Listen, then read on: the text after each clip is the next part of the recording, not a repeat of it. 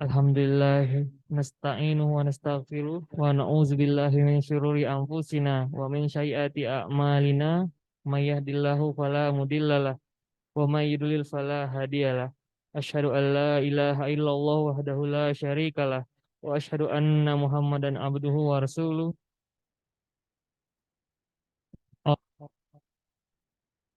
Al-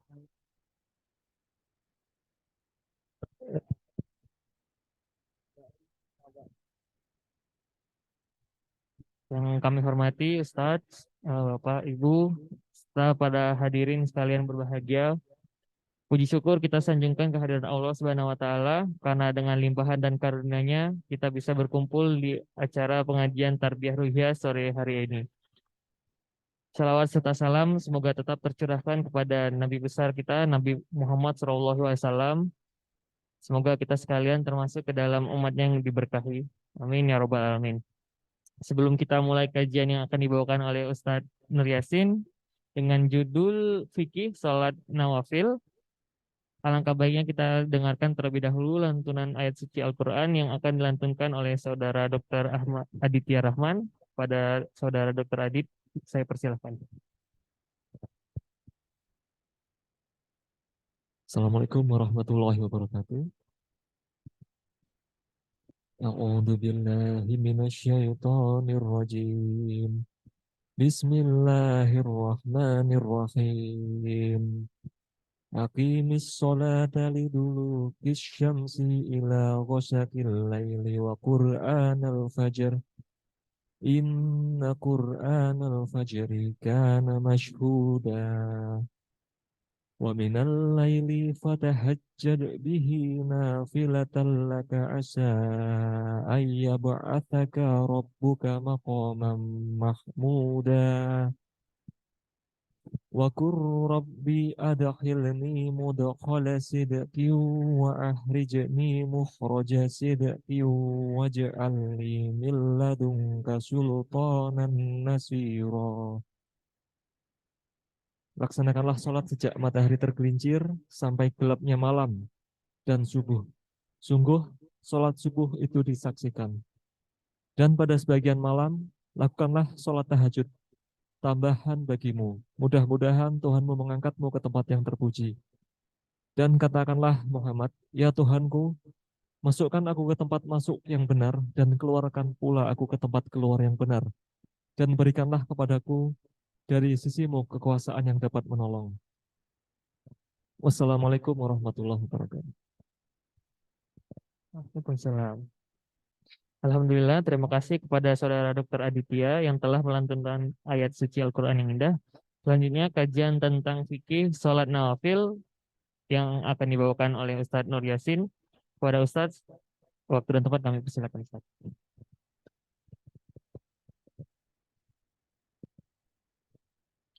Assalamualaikum warahmatullahi wabarakatuh.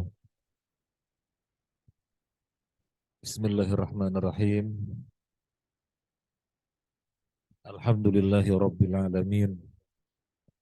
Wabihi nasta'inu ala umuri dunya waddin. Wassalatu wassalamu ala ashrafil anbiya'i wal mursalin. Wa ala alihi wa ashabihi ajma'in.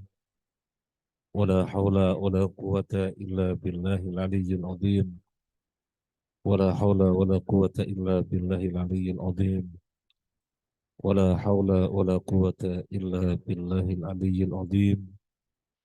Tidak ada daya dan kekuatan kecuali dari Allah Al-Ali, Zat yang maha tinggi, Al-Azim, Zat yang maha agung. Para dokter, rahiman wa rahimakumullah, masiral muslimin, rahiman wa rahimakumullah. Alhamdulillah, pada sore hari ini kita dipertemukan di majelis yang mulia, majelis ilmu, sebuah majelis yang kita bermudzakarah tentang syariat Allah Azza wa Jalla yang akan memudahkan langkah-langkah kita menuju surganya insya Allah. Temanya sesuai dengan yang sudah kita sampaikan adalah sholat nafilah. Biasanya kita menyebut sholat sunnah. Biasanya kita menyebut sholat sunnah, sekarang kita menggunakan istilah nafilah, maka sama saja, sinonim. Sholat nafilah atau sholat sunnah. Ada beberapa slide yang sudah kita siapkan. Kita akan melihat mulai dari slide yang pertama. Hadis At-Tirmidzi dari Abu Hurairah radhiyallahu anhu. Atau yang pertama terlebih dulu,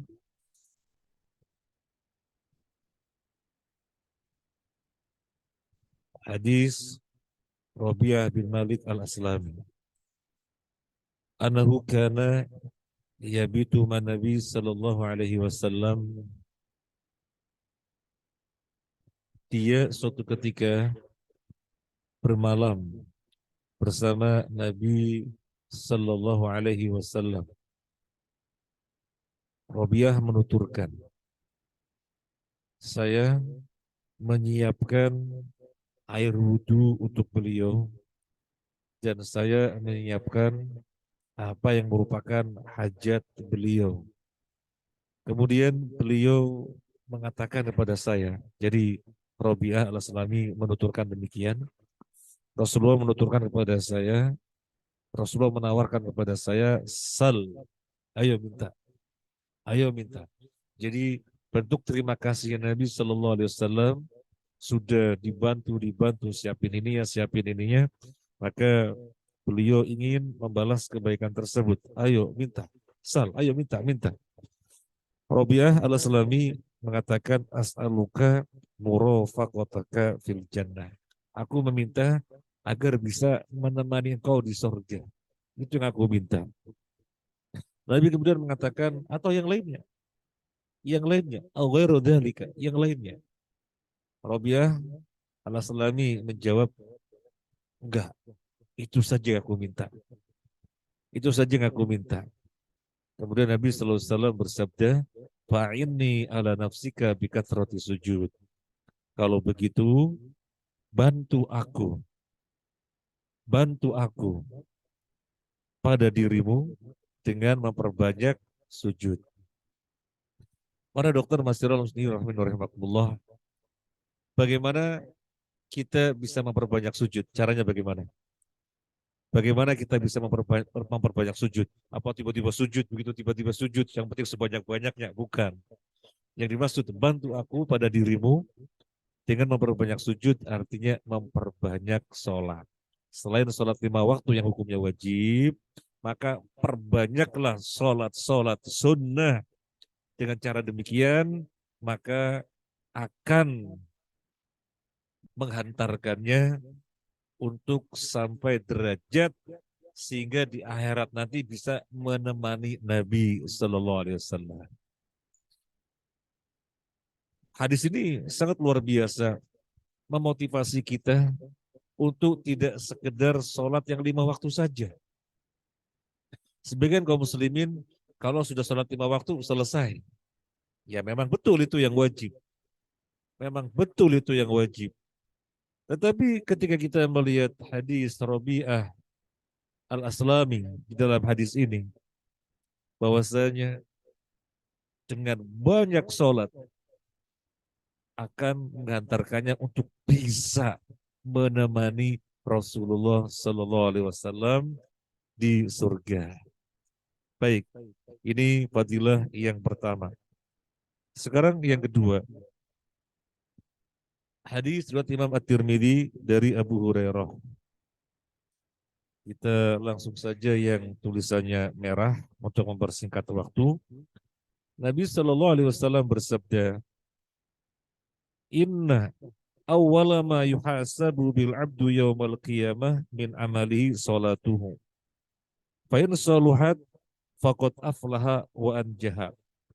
Sesungguhnya yang pertama kali dihisab dari seorang hamba pada hari kiamat nanti adalah sholatnya. Seorang hamba melakukan amalan yang sangat banyak. Kata Nabi Shallallahu Alaihi Wasallam, yang pertama kali dihisab, dimintai pertanggungjawaban adalah sholatnya. Kalau sholatnya baik, maka dia beruntung dan selamat. atau sukses. Wa in fasadat faqad khaba wa khasira. Tetapi kalau sholatnya rusak, dia sangat rugi dan sangat rugi besar sekali. Fa in taqasa min faridatihi syai'an qala rabbu tabaraka wa ta'ala unzuru hal li'abdi min tatawwu'in fayukammilu biha man taqasa minal faridah summa yakunu sairu amalihi ala dhalika. Ketika pada seorang hamba salatnya dinilai kurang, ketika seorang hamba salatnya dinilai kurang, apa kata Allah tabaraka wa taala? Coba lihat pada hambaku ini, apakah dia mengerjakan salat-salat sunnah? Coba lihat, coba lihat. Kalau ternyata dia melakukan sholat-sholat sunnah, maka sholat sunnah itu akan menutupi sholat yang telah dilakukannya yang terdapat kurang atau cedera. Allahu Akbar. Jadi ini fadilah yang kedua. Sholat sunnah atau sholat nafilah fungsinya menyempurnakan sholat fardu kita. Kita sholat fardu 5 waktu. Bisa jadi ada kurang-kurangnya dan kita yakin pasti ada kurang-kurangnya. Pasti. Pasti. Nabi SAW sendiri bersabda, Innal abda la yusalli as-salata ma yuktabu lahu minha illa tusu'uha sumunuha subu'uha sudusuha humusuha rubu'uha sulusuha nisfuha. Seorang hamba benar-benar menunaikan sholat, tapi pahala dari sholatnya dia mendapatkan hanya 1/9, ada 1/8, ada 1/7, 1/6, 1/5, 1/4, 1/3, dan ada setengahnya. Jadi macam-macam, tergantung kualitasnya. Nah, apa yang bisa menambal? Apa yang bisa menambal dari sholat kita yang kurang-kurang? Sholat sunnah. Bisa menambal yang kurang-kurang. Kita coba ingat-ingat tadi sholat asar. Sejak takbiratul ihram yang pertama, takbir pertama Allahu Akbar. Lisan membaca doa iftitah. Apakah hatinya ngikuti? Iya, mungkin hatinya ngikuti. Baca Al-Fatihah, hati masih ngikuti. Baca suratan, hati masih ngikuti. Yang dibaca lisan, hati masih ngikuti. Sampai ruku masih, sampai tidal masih, sampai sujud masih. Rakaat pertama alhamdulillah berhasil. Rakaat kedua sudah mulai kabur. Rakaat ketiga dicolong setan jo. Rakaat keempat gak sadar. Loh, sudah rakaat keempat toh. Oh, sudah rakaat keempat. Loh, dari tadi ngapain aja, kemana aja pikirannya. Itu menunjukkan sholat yang kurang. Itu menunjukkan sholat yang kurang. Maka sholat sunnah atau sholat nafilah berperan menyempurnakannya. Kemudian yang berikutnya, di dalam hadis Bukhari dari Abu Hurairah, slide yang ketiga, dalam hadis Bukhari dari Abu Hurairah radhiyallahu an, satu lagi. Ini Allah berfirman, Man adali waliyan faqad adantuhu bil harbi. Kata Allah Azza wa Jalla, ini hadis qudsi, Allah berfirman, tapi tidak dicantumkan dalam Al-Quran. Tidak dicantumkan dalam Al-Quran, maka namanya hadis qudsi. Barang siapa yang menyakiti waliku, aku genderangkan peperangan menghadapinya. Jadi yang bela-belain wali Allah langsung. Siapa yang menyakitinya, maka aku genderangkan peperangan menghadapinya. Kita lihat yang bertuliskan merah. Bagaimana dia bisa menjadi wali, orang kekasih Allah, orang spesialnya Allah, yang sangat dekat dengan Allah. Bagaimana bisa jadi wali? Kita lihat. Yang bertuliskan merah, wa ma taqarraba ilayya 'abdi bi syai'in habbu ilayya mimma taradtu alaihi. Tidaklah seorang hamba bertakarub, beribadah kepadaku dengan suatu peribadahan yang lebih aku cintai daripada yang aku wajibkan. Ibadah-ibadah ada hukumnya wajib, ada hukumnya sunnah. Mana yang paling Allah cintai? Yang wajib-wajib. Nah, seorang hamba ini menunaikan seluruhnya yang wajib-wajib. Menunaikan seluruh yang wajib-wajib. Kemudian kelanjutannya Allah berfirman, "Wa ma yazalu 'abdi yataqarrabu ilayya bin nawafil hatta uhibbahu." Dan hamba tadi setelah melakukan yang wajib-wajib, kemudian melanjutkan mengejar yang sunnah, sunnah, sunnah, yang nawafil, nawafil, nawafil, sampai aku mencintainya. Lanjutannya, "Fa idza ahbabtuhu." Kalau aku mencintainya, kuntu sam'ahu alladhi yasma'u bihi. Kalau aku sudah mencintainya, kata Allah Azza wa Jalla, aku akan menjadi pendengarannya yang dengannya dia mendengar.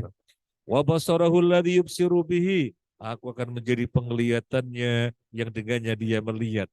Wa yadahu allati yubtishu biha. Aku akan menjadi tangannya yang dengannya dia memukul. Wa rijlahu allati yamshi biha. Aku akan menjadi kakinya yang dengannya dia melangkah. Artinya apa? Orang itu benar-benar dalam bimbingan Allah.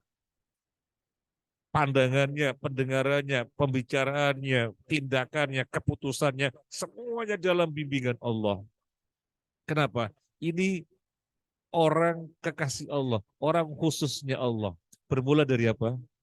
Bermula dari apa? Mengerjakan yang wajib-wajib-wajib, kemudian memperkuat dengan yang sunnah, sunnah, sunnah, sampai Allah mencintainya. Kelanjutan hadis ini Allah berfirman, wa in sa'alani la'utiyannahu. Kalau dia meminta kepadaku, niscaya aku kasih.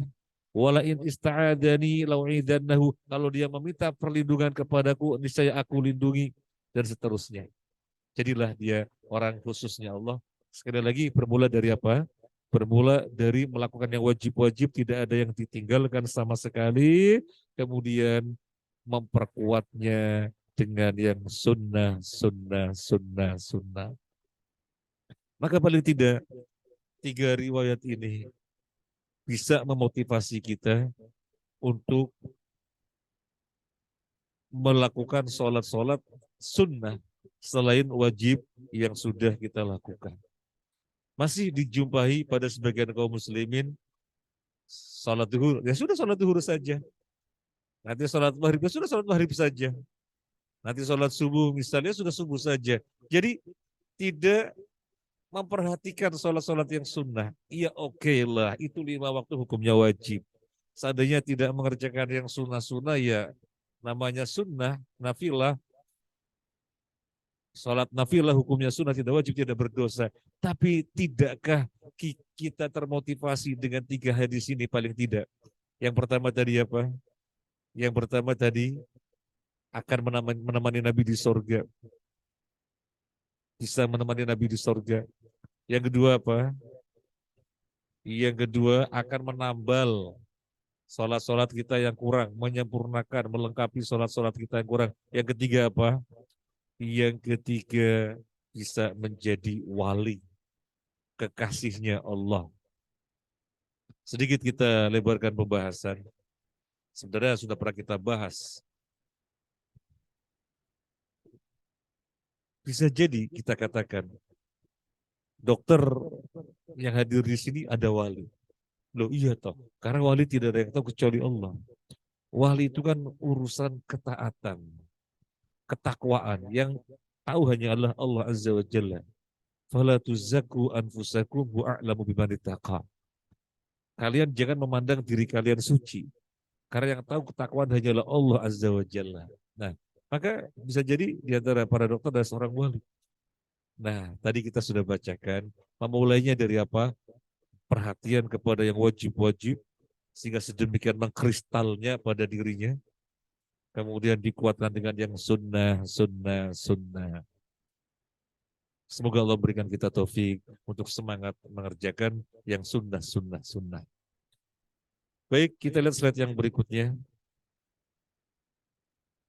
Pembagian sholat nafilah, pembagian sholat sunnah. Pembagian sholat nafilah ada 2. Yang pertama rawatib, yang kedua non rawatib. Nah gitu aja. Nah sekarang kita lihat rawatib. Rawatib dibagi menjadi 2.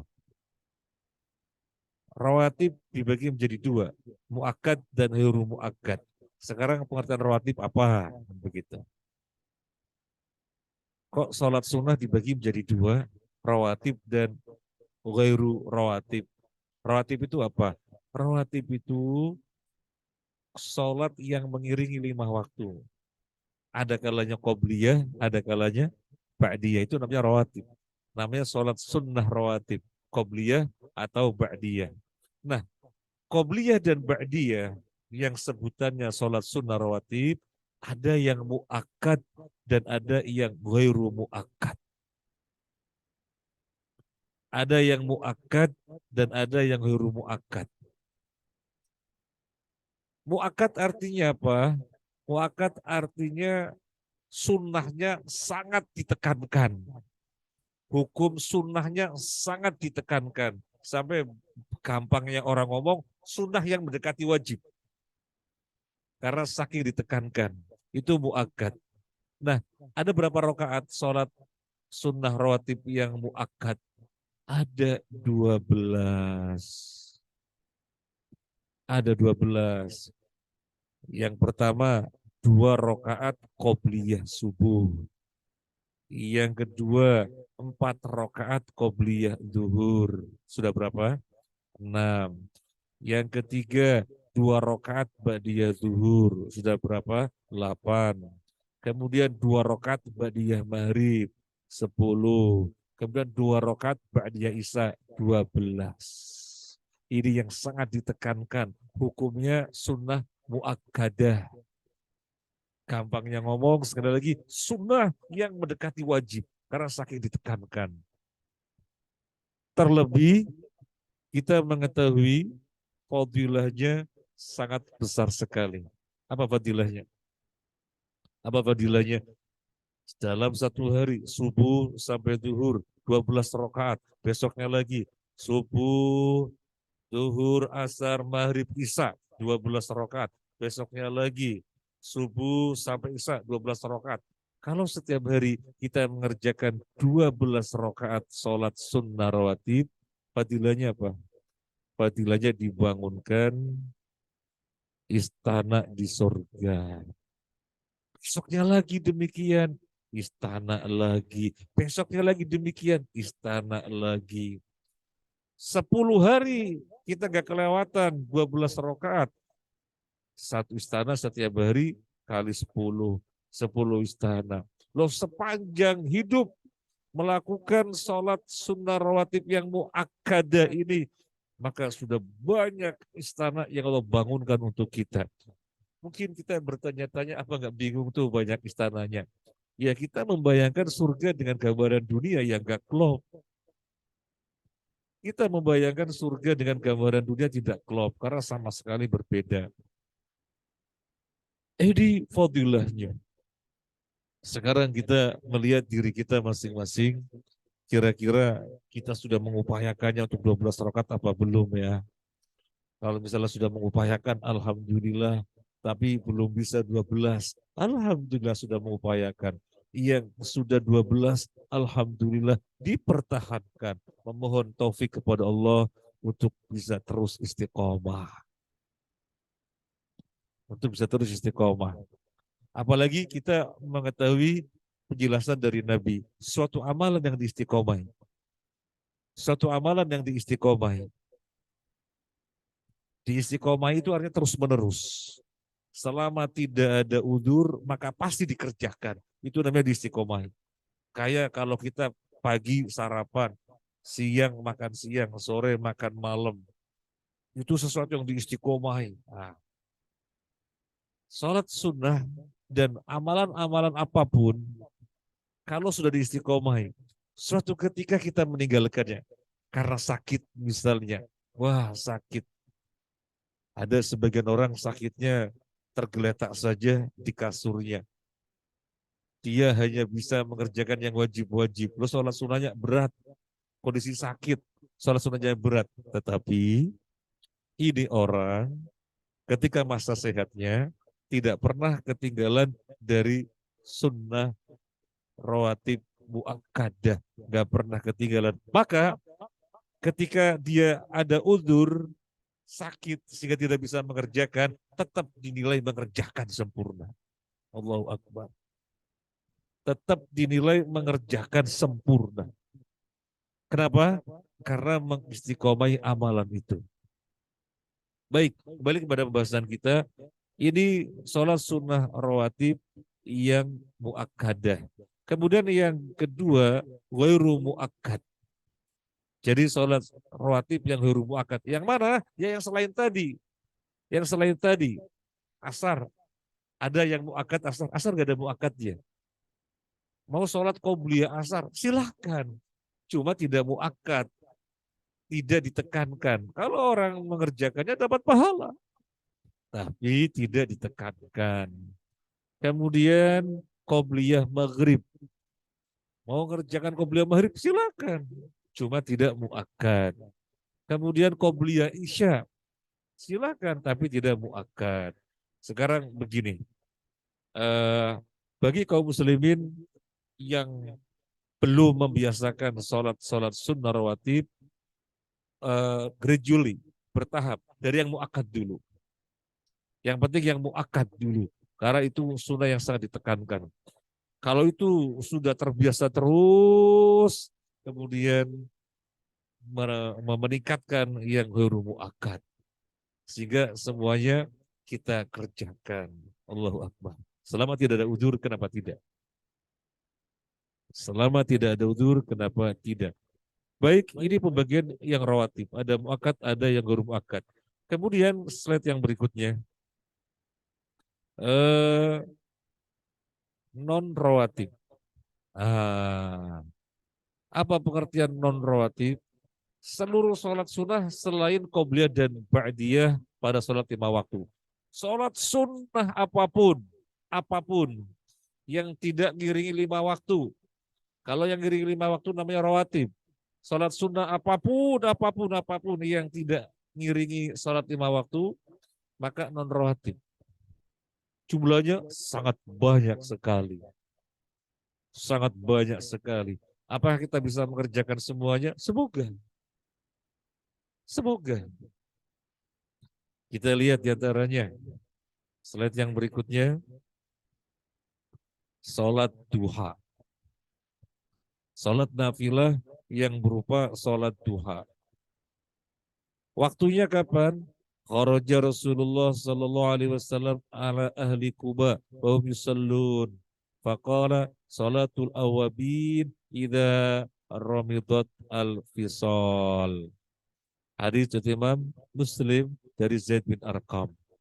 Suatu ketika Rasulullah sallallahu alaihi wasallam bepergian ke penduduk Kuba, tidak jauh dari Masjid Nabawi.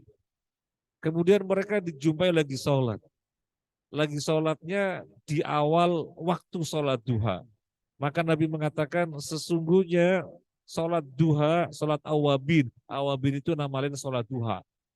Sholatul awabin itu nama lain sholat duha. Sholat duha adalah ketika anak onta merasa kepanasan. Artinya itu waktu yang utama. Waktu yang utama. Katakan sekarang eh, tengah 6 lewat sudah masuk waktu sholat duha. Ya silakan bisa sholat duha. Karena matahari sudah meninggi. Jadi ketika matahari muncul itu belum boleh sholat. Tapi kalau sudah meninggi di dalam pandangan mata kita setinggi tombak dari permukaan daratan, itu waktu sholat duha. Tapi itu bukan waktu yang utama. Waktu yang utama ketika meninggi sedikit lagi, ketika anak unta merasakan panas. Barangkali kalau dengan jam untuk di sini sekitar jam 9-an atau kurang jam 9, itu anak unta merasakan panas. Itu waktu yang utama. Terlepas dari waktu yang utama, intinya masuknya waktu duha adalah ketika matahari sudah meninggi setinggi 1 tombak. Kalau baru muncul, itu belum masuk waktu duha. Baik, ini secara waktu. Yang berikutnya, berapa rakaat? Salat duha berapa rakaat? Dalam hadis Imam Muslim dari Abu Dzar Al-Ghifari, kita bacakan hadisnya. Yusbihu ala kulli sulama min ahadikum sodaqah. Setiap persendian dari manusia wajib disodakoi. Ada berapa persendian? Dokter mungkin sudah menghitung, saya tidak menghitung, tetapi saya menyampaikan informasi dari Nabi. Persendian manusia ada 360. Persendian manusia ada 360. Dengan persendian menjadikan kita bisa bergerak bebas. Bisa muter, bisa ke depan, ke belakang, ke samping, bisa gerakan apa, karena ada persendian. Wajib disodakoi. Artinya mesti disyukuri. Karena kalau tidak ada persendian, nah kita kayak kayu. Atau barangkali kayak robot. Robot pun bisa muter-muter malahan zaman sekarang. Nah, setiap persendian, jumlahnya 360, mesti disodakoi. Karena kalau tanpa persendian, gimana kita jadinya? Wa kullu tahmidatin sodakoh. Bagaimana cara mensedekahi? Membaca tahmid, berarti mensedekahi persendian. Wa kullu tahlilatin sodakoh. Membaca tahlil, la ilaha illallah, berarti mensedekahi persendian. Wa kullu takbiratin sodakoh. Membaca takbir, Allahu Akbar, berarti mensedekahi persendian. Wa amrun bil ma'ruf sodakoh. Memerintahkan kepada kebaikan. Ayo kawan kita ngaji. Sore ini ada kajian. Nah, itu berarti mensedekahi persendian. Wadahyun anil munkar sodakoh. Mencegah dari kemungkaran itu sodakoh. Misalnya dijumpai kawannya males ngaji. Oh ini kemungkaran. Ngaji kok males. Jangan males. Nah itu berarti sodakoh. Kalau misalnya kita membaca tasbih, harus berapa tasbih? Kita sudah mensodakoi 360 persediaan, ya mesti 360 tasbih. Kalau misalnya tasbihnya berapa, takbirnya berapa, tahmidnya berapa, amar ma'rufnya berapa, nahi mungkarnya berapa, digabung-gabung-gabung, sehingga mencapai total 360, berarti sudah mensedekahi 360 persendian. Tetapi coba kita lihat di dalam hadis ini. Wa yutsi'u min dzalika rak'atani yarka'uhuma minad duha. Cukup dengan 2 rakaat, cukup dengan melakukan sholat 2 rakaat, sholat duha, kita dihukumi oleh Allah telah mensedekahi 360 persendian. Makanya syukur-syukur tasbihnya iya, tahmidnya iya, takbirnya iya, dan yang lainnya iya, mencapai 360 kali bahkan lebih, sholat duhanya tetap. Maka bertambah-tambah keutamaannya.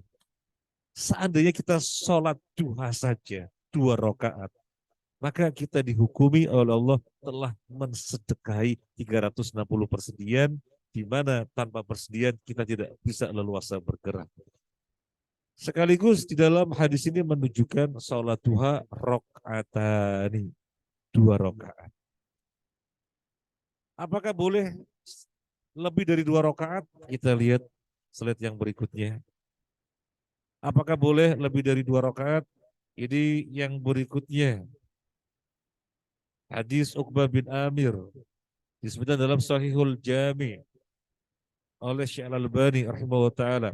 Inna Allah yaqul yabna Adam ikfiri awalan nahar arba'a rakaat akfika bihinna akhira yaumika.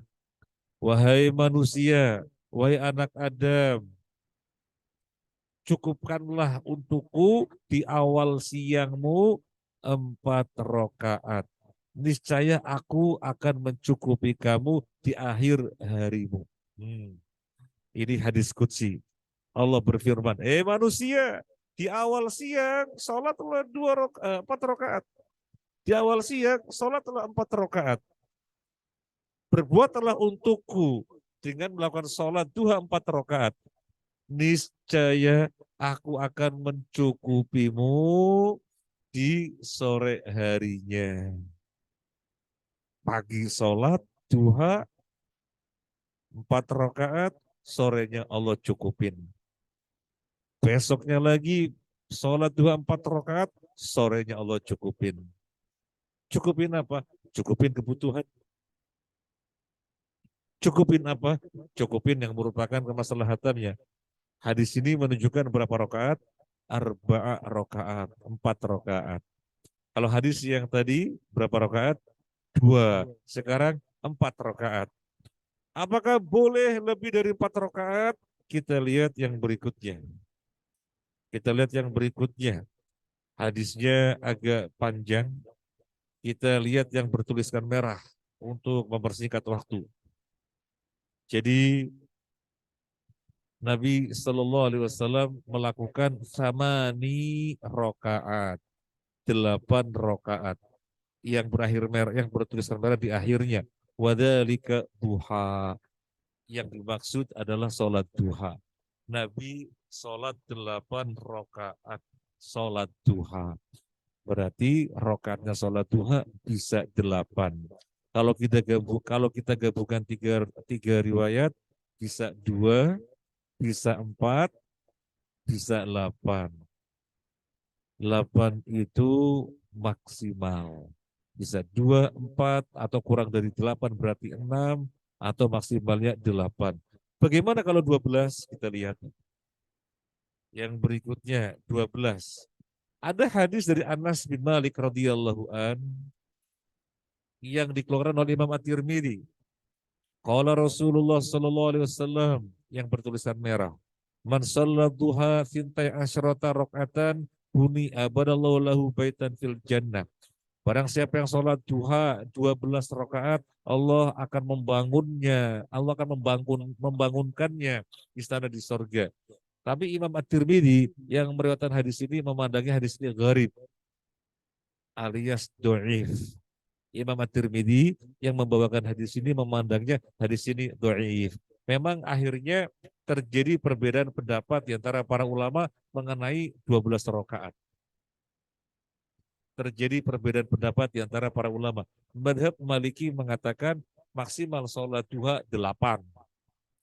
Madhab Syafi'i mengatakan maksimal sholat duha 12. Ya sudah, kita berlapang dada yang memandang maksimal 8. Monggo, yang memandang maksimalnya 12, monggo. Karena memang terjadi perbedaan pendapat. Yang tidak ada perbedaan pendapat 8. Jadi kalau kita mengerjakannya sampai 8 saja, berarti keluar dari perbedaan pendapat. Tapi kalau kita mengerjakannya sampai 12, bagi yang mengatakan maksimal 8 kan kita menyelisihi. Ya, intinya kembali lagi berlapang dada. Ini tentang rakaat sholat duha, maksimal 12 bagi yang memandangnya 12, atau maksimal 8 bagi yang memandangnya 8. Kenapa 12 terjadi perbedaan pendapat? Karena perbedaan tentang derajat hadisnya. Kalau dokter biasa berapa rakaat? Biasa 8. Alhamdulillah. 2, alhamdulillah. 2 rakaat sholat duha sudah mencukupi untuk apa? Mensodakoi persendian. Allahu Akbar. Fadilahnya besar sekali. Saya pernah lihat di televisi manusia kayu, seorang ibu-ibu kalau nggak salah. Kasihan sekali. Jadi untuk bisa rebahan itu merobohkan diri kayak kayu. Karena persendiannya di dalam ulasannya, persendiannya kaku, nggak berfungsi. Jadi adanya persendian 360 menjadikan kita leluasa bergerak, maka syukurilah dengan sholat duha 2 rakaat. Nah, ini sholat duha. Sekarang yang berikutnya, sholat khusuf atau kusuf. Sholat khusuf dan kusuf. Sholat khusuf, gerhana bulan. Sholat kusuf, gerhana matahari. Ini sunnah.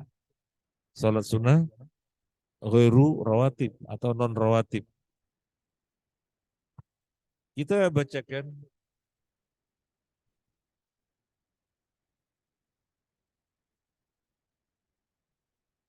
hadis Al-Bukhari, Imam Bukhari, dari Abi Bakrah Nufai bin Al-Harith. Kunna inda Rasulullah sallallahu alaihi wasallam fankasafatis syamsu. Faqama ilal masjid bi jarri ridaahu atau yajurru ridaahu minal ajalah faqama ilahi annas fasalla rak'ataini kama yusallun falamma injalat khatabana faqala inna syamsa wal qamara ayatani min ayatillah yukhafillahu bihima ibadahu wa innahuma la yankasifani limauti ahadin wala lihayatihi. Idza ra'aitum kusufa ahadihima fasallu hatta yanjaliya. Nabi Shallallahu Alaihi Wasallam berdiri menuju masjid bergegas-gegas sampai kainnya diseret karena bergegas-gegas. Kalau misalnya tidak bergegas-gegas kan dipakai dengan semestinya baru berangkat. Jadi karena bergegas-gegas maka ridanya ditenteng diseret. Kemudian manusia mengikutinya. Sholatlah Nabi dengan manusia sebanyak 2 rakaat. Setelah sholat 2 rakaat, Nabi berkhutbah. Inna syamsa wal qamara ayatani min ayatillah. Sesungguhnya matahari dan bumi adalah tanda-tanda atas kekuasaan Allah Azza wa Jalla. Allah menjadikan keduanya gerhana adalah untuk menakut-nakuti hambanya. Gerhana matahari atau gerhana bulan itu terjadi bukan karena kematian seseorang atau hidupnya seseorang, tetapi Allah hendak menakut-nakuti hambanya. Kenapa Nabi bersabda demikian? Ketika itu ada keyakinan gerhana terjadi karena kematian seseorang. Kalau ada seseorang yang dipandang bagaimana, kemudian terjadi gerhana dan dia mati, pantas saja dia mati, makanya terjadi gerhana. Maka Nabi memberikan meluruskan akidah yang sesat ini. Gak ada kaitannya orang mati dengan gerhana dengan orang mati, tidak. Gerhana itu tidak lain Allah hendak menakut-nakuti hambanya. Kita tahu persis matahari setiap hari terbit dari timur, tenggelam di barat. Bulan tidak ada gangguan, normal, berjalan melalui 28 pos. Tanggal 1 sabit, tanggal 2 sabit, dan terus tambah besar sampai tanggal 15, kemudian ngecil lagi sampai jadi sabit, normal perjalanannya. Suatu ketika kemudian terjadi perubahan. Sampai perubahan yang sangat dahsyat nanti. Perubahan yang berupa apa? Terbitnya matahari dari barat. Kalau sudah perubahannya berupa terbitnya matahari dari barat, gak ada pikiran manusia yang di muka bumi kecuali satu. Semuanya sama. Gak ada memiliki pikiran lain. Seluruh manusia yang ada di muka bumi, ketika terjadi gerhana, ketika terjadi matahari terbit dari barat, semuanya tertuju pada satu keinginan taubat. Gak ada keinginan yang lain. Semuanya menginginkan taubat. Orang kafir mau masuk Islam. Orang muslim yang amalannya dirasa kurang-kurang, mau memperbaiki, mau meningkatkan. Tapi the time is over. Ketika matahari sudah terbit dari barat, maka perubahan alam semesta berubah sangat drastis sekali, mencekam luar biasa, sehingga orang semuanya tertuju untuk taubat, tetapi sudah nggak bisa. Itu perubahan yang sangat besar sekali. Tetapi sebelum terjadi itu, Allah perlihatkan matahari terjadi tidak normal, gerhana.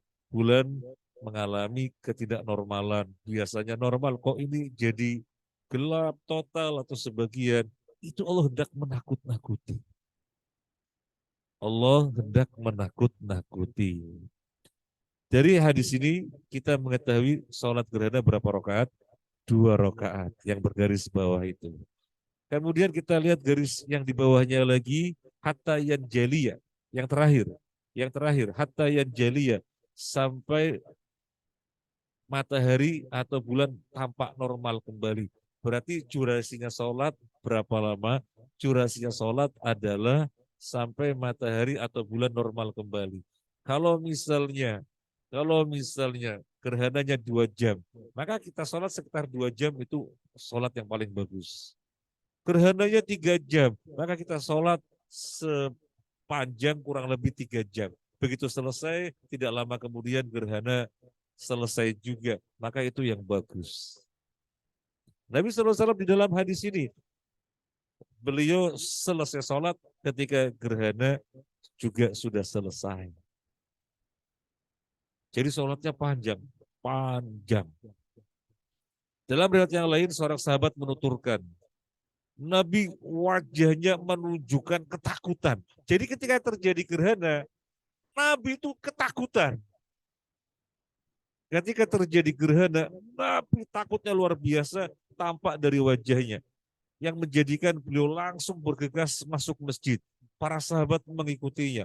Beliau sholat 2 rakaat.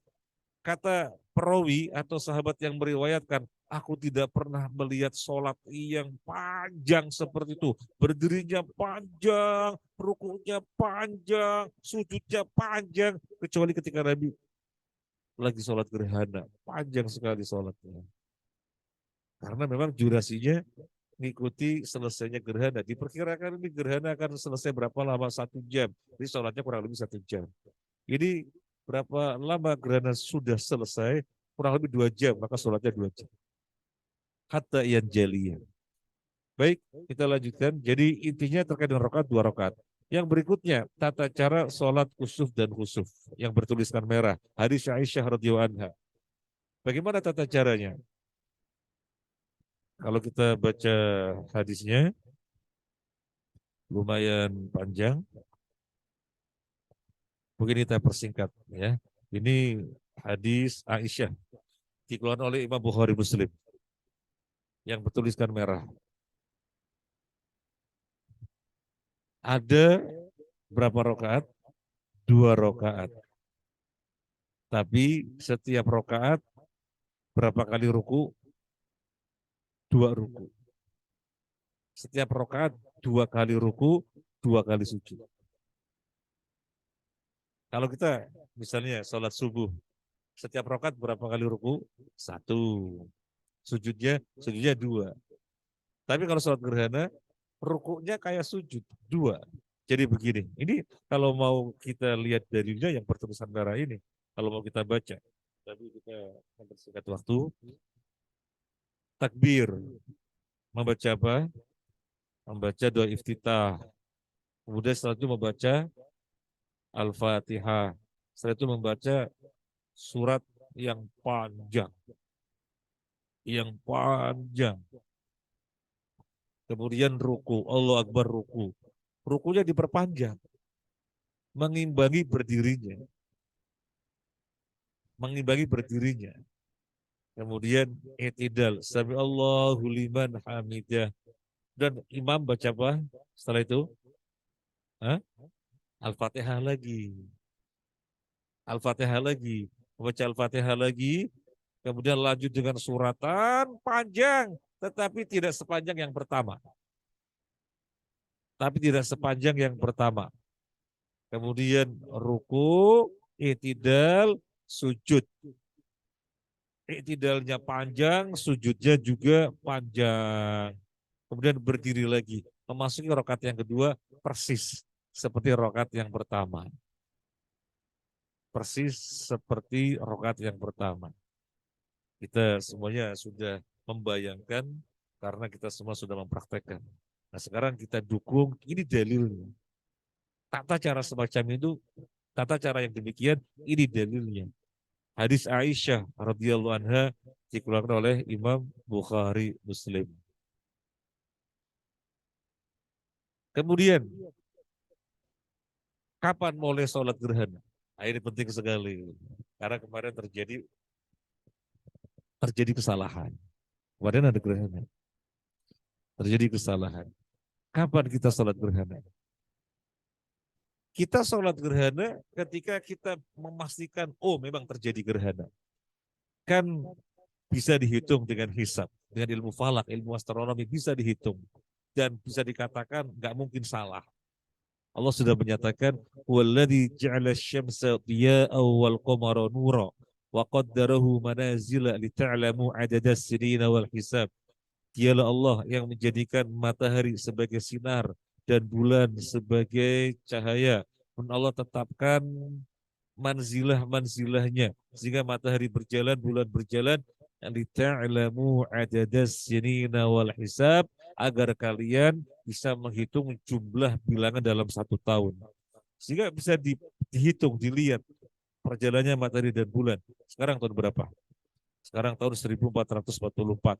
Tahun 1445 kan belum datang tahunnya. Tapi kalender sekarang sudah bisa dibikin.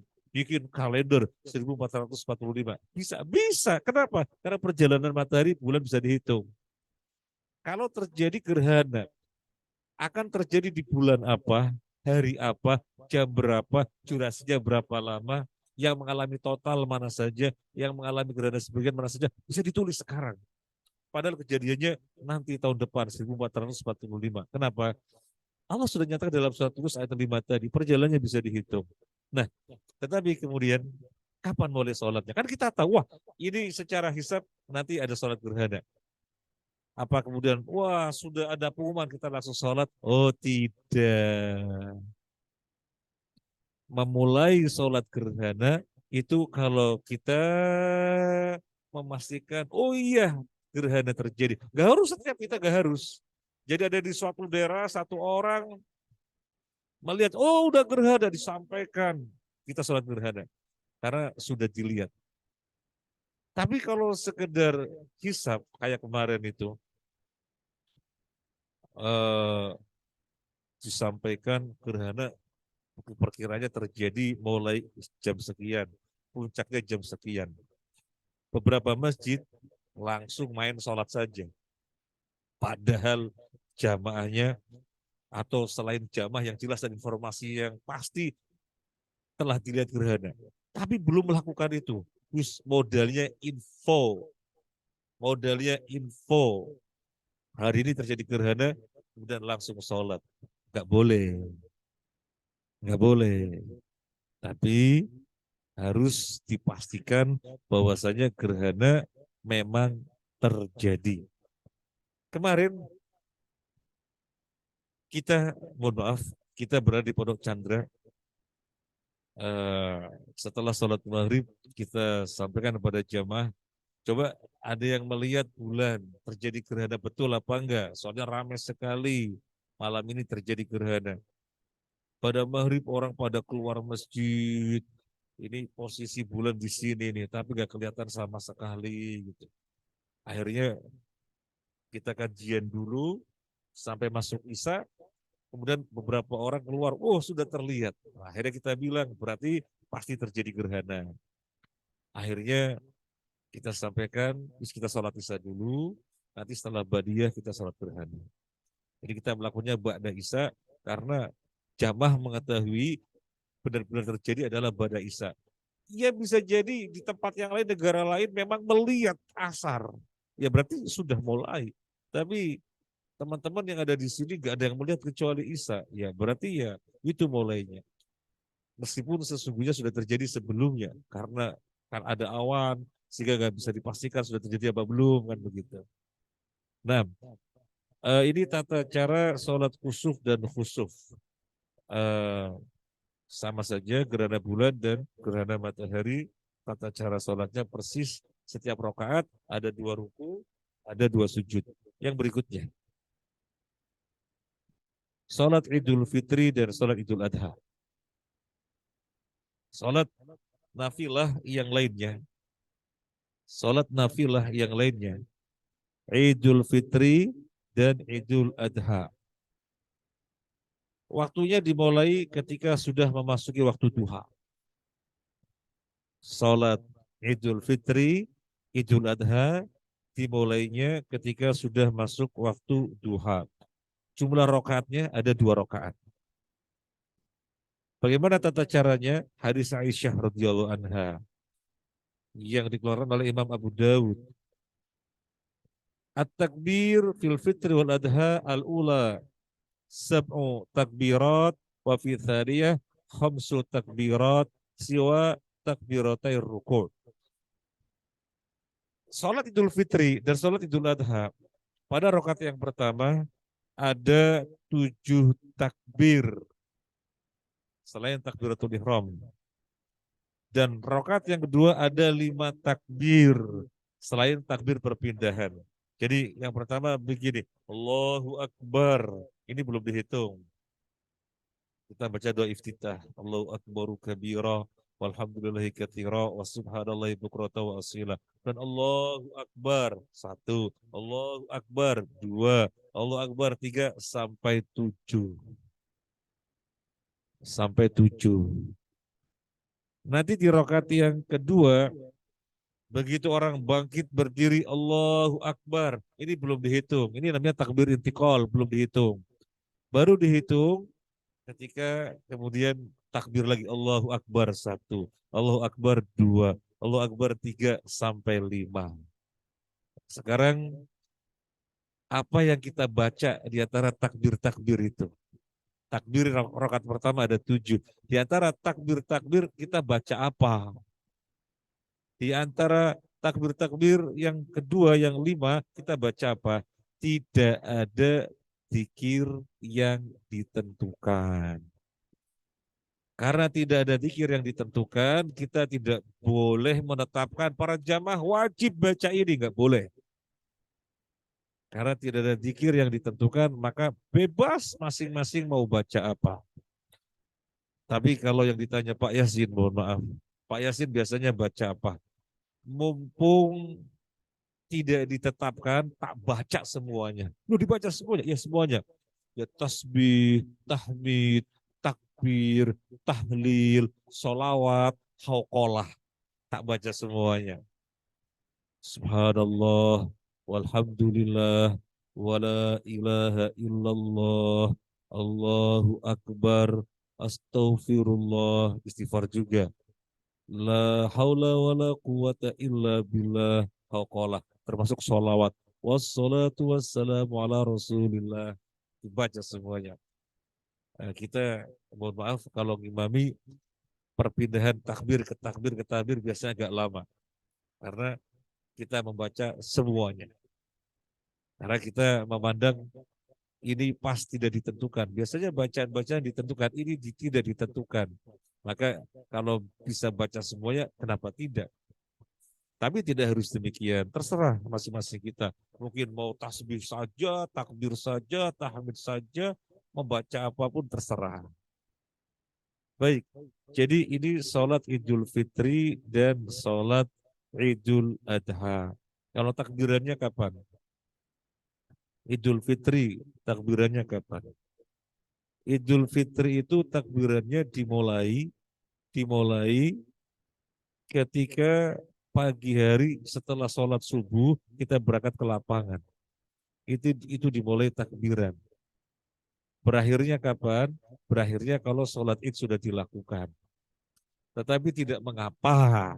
Seandainya dimulai dari 1 Syawal. Jadi malamnya begitu Ramadan selesai, maghrib masuk 1 Syawal, boleh takbiran, boleh terus sampai berangkat ke sholat id. Kalau sudah selesai sholat id, takbiran sudah selesai, nggak ada. Tapi kalau Idul Adha kapan mulai takbiran? Dimulai dari kapan takbiran itu? Dimulai dari tanggal 1 Syawal, 1 Dzulhijjah, maaf. Dimulai dari tanggal 1 Dzulhijjah. Jadi 10 hari pertama takbiran terus. Ini banyak yang belum tahu. Padahal Umar bin Khattab, Abdullah bin Umar, Abu Hurairah ketika tanggal 1 sengaja ke pasar-pasar takbiran dan orang-orang pada mengikutinya sehingga kemudian Madinah bergema dengan takbir. Itu dimulai sejak tanggal 1. Tapi orang sini takbirannya biasanya malam lebaran, maghrib takbiran sampai sholat id. Padahal dimulai sejak tanggal 1. 1 Dzulhijjah. 1 Dzulhijjah takbiran. Kita jalan kemana-mana takbiran, naik sepeda motor takbiran, takbiran terus. Sampai kapan? Itu namanya takbir mutlak, bebas kapan. Sampai sholat id sudah dilakukan, sudah selesai. Kalau sudah sholat id, Idul Adha, takbirannya namanya muqayyad. Hanya setelah sholat 5 waktu saja. Nanti duhur, setelah sholat duhur, kita takbiran selesai. Nanti sholat asar kita takbiran mungkin 3 kali selesai. Nanti sholat maghrib. Jadi hanya setelah sholat 5 waktu saja sampai hari tasyrik selesai. Kalau sudah selesai hari tasyrik, yaitu tanggal 13 asar itu terakhir. Maghrib sudah nggak boleh lagi. Nah itu takbirannya.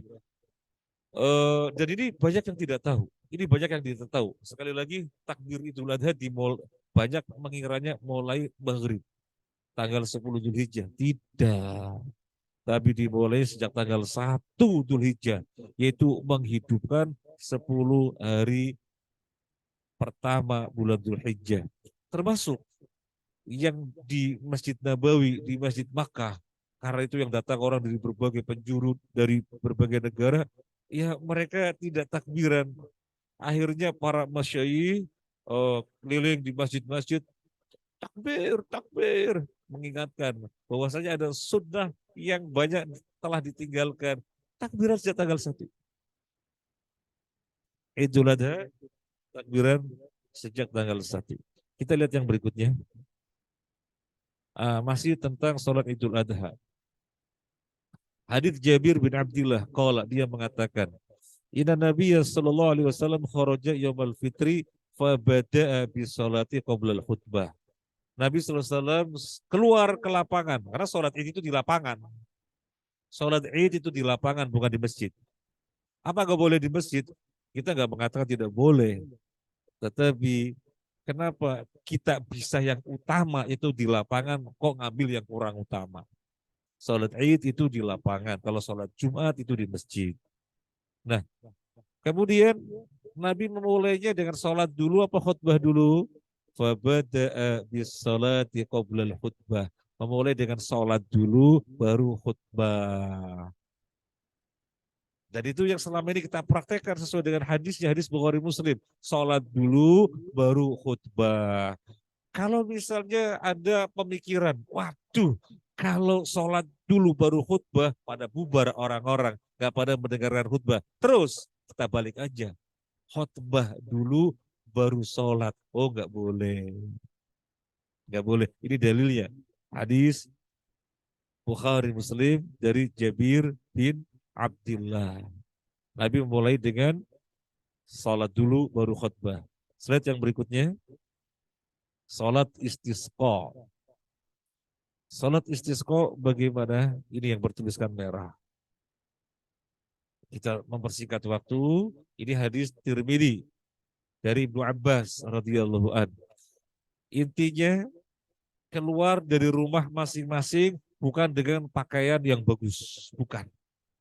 Bukan dengan pakaian yang bagus yang kita suka, pakaian yang mewah apalagi. Jadi memakai pakaian yang bagi kita pakaian yang tidak bagus. Keluar banyak beristighfar, banyak tobat kepada Allah Azza wa Jalla, menyesal atas suatu kemungkaran-kemungkaran, biar Allah turunkan hujan. Salat istisqa kan salat minta hujan. Kemudian tata caranya bagaimana? Sudah pernah salat istisqa apa belum? Tata caranya bagaimana? Karena kita hujan terus ya, jadi nggak usah sholat ya. Hujan terus, nggak usah sholat. Pernah lama sekali nggak hujan, pernah kapan itu. Salat istisqa itu tata caranya sama seperti salat Id. Salat istisqa tata caranya sama seperti salat Id. Rakaat pertama takbir, setelah takbiratul ihram ada takbir zawaid, takbir tambahan 7 kali. Yang kedua setelah bangkit Allahu Akbar berdiri, takbir tambahannya nyampe 5 kali persis. Kemudian setelah itu khutbah. Ketika khutbah berdoa sempat membalikkan selendang. Selendang yang misalnya dari kanan dipindah ke kiri. Nah, ini yang membedakan, itu aja. Selebihnya sama. Mungkin sampai sini dulu yang bisa kita bahas. Insyaallah kita lanjutkan bitaufik minallah. Meskipun ini pembahasan yang semuanya sudah mengetahui, tetapi mudzakarah itu sangat diperlukan. Terlebih selain mudzakarah kita saling mengingatkan. Misalnya tadi yang rawatib 12 rakaat, oh iya ya, saya kadang-kadang ketinggalan, kemudian jadi diingatkan agar jangan sampai ketinggalan. Selama tidak ada udzur, kenapa tidak kan begitu? Baik, mungkin ada satu pertanyaan atau dua saja, nggih. Biar saya izin biar cukup sampai di rumput pada kajian faraid bab warisan. Tafadhal. Alhamdulillah, terima kasih Ustadz atas paparan kajiannya yang sangat berilmu, yang sangat mengingatkan kita pentingnya sholat dan untuk menutup sholat-sholat yang kita yang kurang dengan sholat-sholat sunnah, sholat nafilah. Selanjutnya kita masuk ke sesi pertanyaan. Mungkin pada sesi kali ini satu dua pertanyaan saja.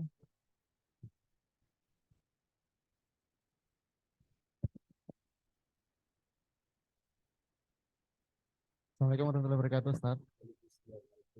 Apa Ustaz, sedikit bertanya, Ustaz. Yang tadi disampaikan tentang sholat duha, Ustaz, itu batas akhirnya apakah waktu duhur atau ada waktu eh, yang berbeda, Ustaz, untuk batas akhirnya? Kemudian izin bertanya juga, Ustaz, untuk sholat duha muakkad ini apakah termasuk sholat mutlak yang rokaatnya bebas, Ustaz, atau batasannya apakah ada? Seperti Qobliyah, Mas atau Baik. Barakallahu fiik. Ya, yang pertama tentang batasan akhir sholat duha itu kapan? Yang namanya sholat duha batasan akhirnya adalah sebelum masuk waktu duhur. Cuma permasalahannya sebelum waktu duhur ada waktu haram. Waktu haramnya kapan? Ketika matahari istiwa, pas di tengah. Ketika matahari pas di tengah, itu waktu haram. Hingga matahari tergelincir, berarti masuk waktu duhur. Nah, sebelum masuk waktu haram, sebelum matahari pas di tengah, itu waktu sholat duha. Ya lebih amannya jangan mepet-mepet. Ya. Lebih amannya jangan mepet-mepet. Kita mengetahui, misalnya sekarang duhur jam berapa? Misalnya sekarang duhur jam tengah 12. Misalnya. Misalnya duhur jam tengah 12. Jadi jangan mepet-mepet jam 11 lewat 5 kita sholat duha, jangan. Khawatirnya nanti masuk waktu haram. Ya kita kalau sudah jam 11 kita sudah sudahi. Gitu. Jadi itu akhir waktu sholat duha. Kemudian tentang sholat rawatib yang huru muakkad. Kalau yang muakkad kan jumlahnya 12. Kalau yang huru muakkad apakah waktunya itu bebas?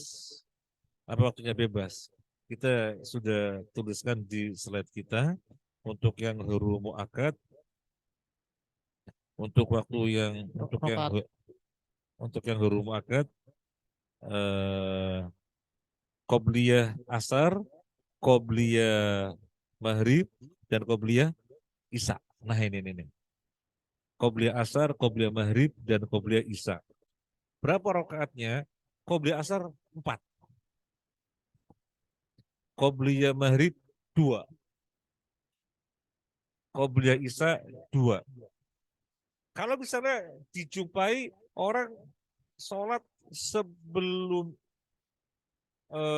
asar, misalnya beberapa rakaat, ya berarti dia melakukan qobliyahnya 4 rakaat, selebihnya dia mungkin sholat mutlak kan begitu. Karena sholat mutlak itu sholat yang tidak ada nama sholat, jadi sholat aja gitu. Dan waktunya kapan saja, yang terpenting bukan waktu haram. Kalau pada asar waktu haram, pada subuh waktu haram, atau pas istiwa mata di tengah-tengah waktu haram. Di luar waktu haram, orang bisa sholat mutlak berapapun rakaat. Misalnya, oh nganggur ini, kata sholat 2 rakaat, salam 2 rakaat, salam terserah. Jadi untuk sholat huruf akad bukan rakaatnya bebas. Tetapi qobliyah asar 4, qobliyah maghrib 2, qobliyah isya 2. Okay. Mungkin satu lagi, ada yang mau disampaikan? Lagi, dokter.